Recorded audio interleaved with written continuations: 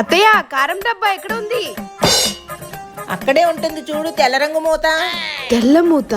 అబ్బా ఇక్కడ తెల్ల మూత డబ్బా ఏం కనిపించట్లేదు అత్తయ్య. అబ్బా ఏంటి ఇసుకిస్తుంది, ఉండు వస్తున్నా.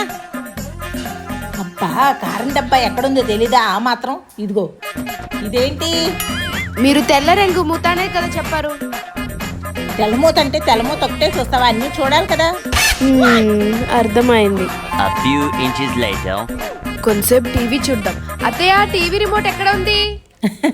ఆ సోఫాలో ఉంటుంది చూడు. అయ్యో ఇక్కడ కనిపించట్లేదే అత్తయ్య, ఇక్కడ ఎక్కడ లేదు. అబ్బా ఎందుకలా కాకిలాగా కావు కావు నరుస్తావు? ఇదిగో ఇక్కడే ఉంది కదా రిమోట్.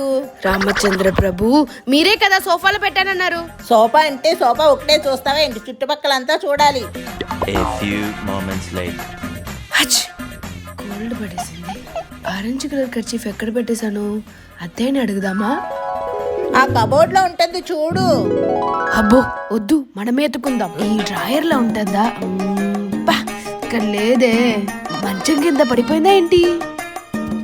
ఒకవేళ ఫ్రిడ్జ్ లో పెట్టి ఉంటాను. బా ఇక్కడ కూడా లేదు. బట్టలతో ఆరపెట్టేసి ఉంటారా? చా ఇక్కడ కూడా లేదు.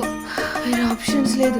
అత్తయ్య ఇల్లు మొత్తం ఎతికేసాను, నా ఆరెంజ్ కలర్ కర్చీఫ్ మాత్రం కనిపించట్లేదు. ఆరెంజ్ కలర్ కర్చీపా? ఇదిగో నన్ను అడగాల్సింది కదా. ఒక మగానుభావుడు చెప్పాడు, అత్తయ్యల్ని అర్థం చేసుకోవాలంటే మినిమం IAS IPS చదవాలని. ఇది కింద స్థాయి వాళ్ళు ఎవ్వరికీ అర్థం కాదు.